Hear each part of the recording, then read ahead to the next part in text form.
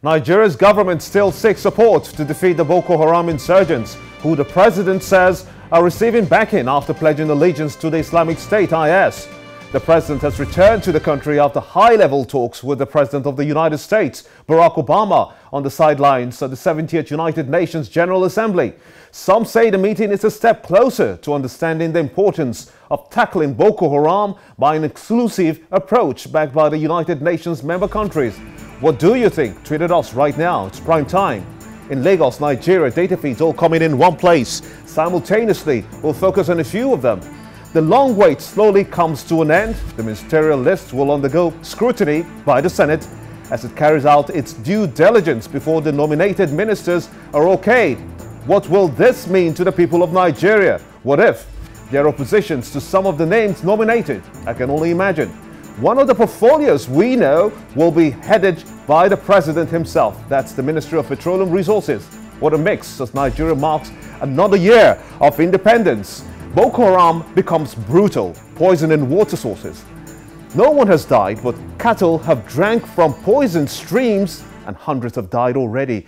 What will the United Nations do about this? Will it delve a final blow on Boko Haram or will it wait? Information still coming in fast. Be part of the show. Tweet at us. This is State of the Nation.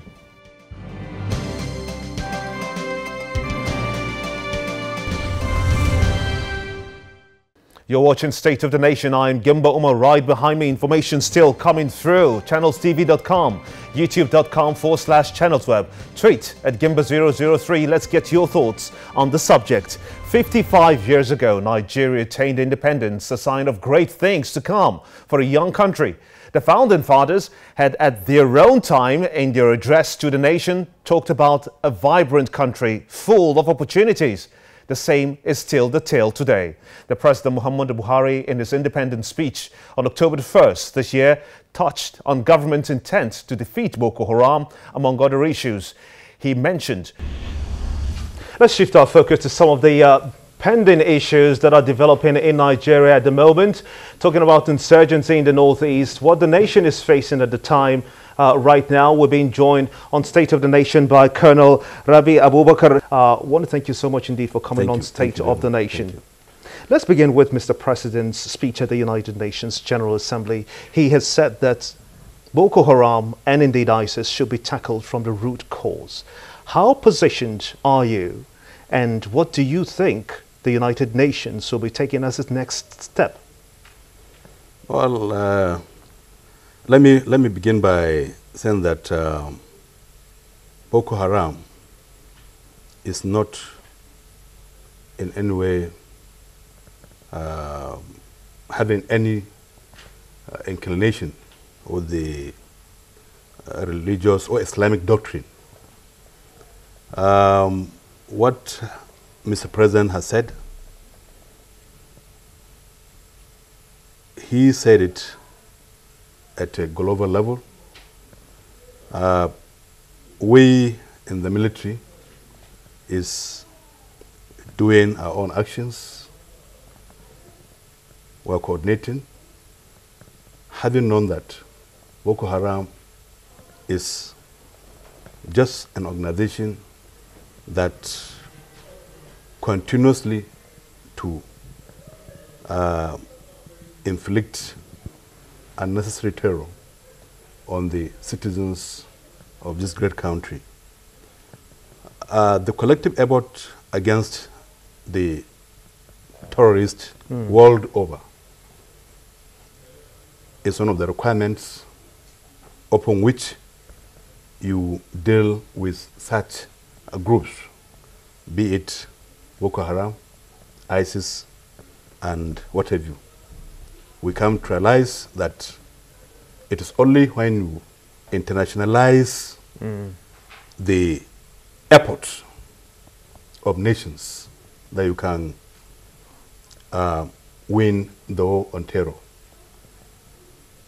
If I can take you back, such kind of events took place in one of the most developed nations, and when they realized the need for international collaboration, international actions against these terrorist organizations who normally capitalized on religion, to do what they are doing.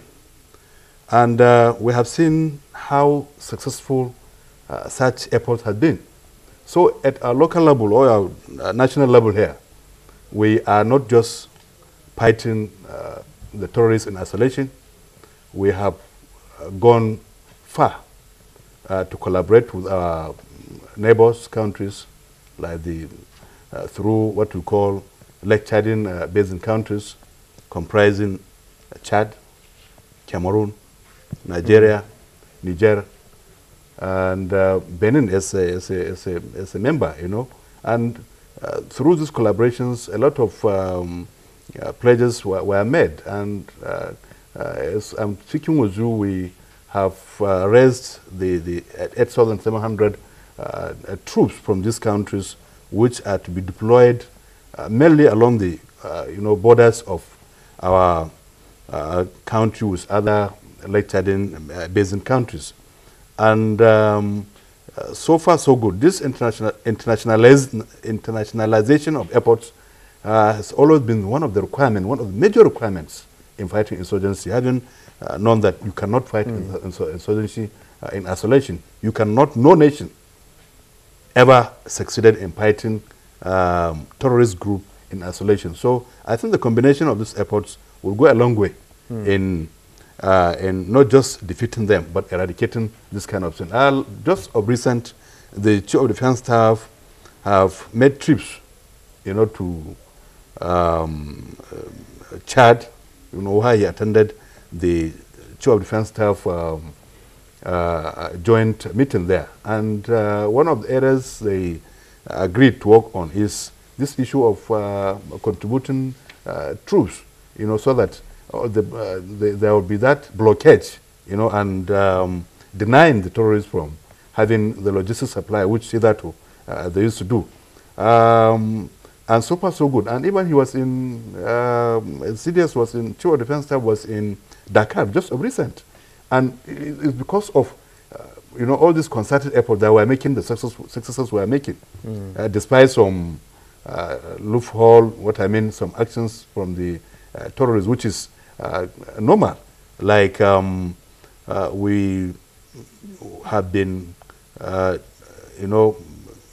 pounding them, from the air, from the land, and not a view. And this made them So you're winning this war? We are definitely winning this war. We don't need one other concern of Mr. President, and that he holds very dear to his heart, is the fight against corruption. What will you do in playing your part in the government when it does happen that you discover, not only in the ministerial list that has been expected, but existing Nigerians who have held government position and are found to be liable and have indeed carried out corrupt acts? What do you intend to do? You see, in our own, I am not competent to talk on that, but I can only talk with anything to do with the Nigerian military, and principally the actions of Mr. President and his government has been tremendously helpful, and we were able to get what we are getting to engage these terrorists. And I believe in no distant time, Nigerians will come to be aware of all the efforts we are making. The issue of corruption is something which has to do with political arena and level, and I believe our respected politicians, are looking at that squarely. My own is just to talk on the issue of security and defense. The President has said that has to do with Nigeria, and we are not in any way being deterred from doing what we are doing to ensure that our country is free from this kind of disgraceful conduct from numerous, activities of the militants, activities of the Boko Haram, the illegal oil bunkering taking place in the southeast, south, Niger Delta, the issue of resurgence of this kidnapping. We are all putting hands on deck to ensure that all these kind of things are are treated with high level of concern and with high level of professionalism too. And I believe we will get to where we are going. And all we are saying is we need the support of not just the government, but the citizens at whole, because we need their understanding, we need their cooperations in three poles. One from the locals in the northeast, from the media, the public.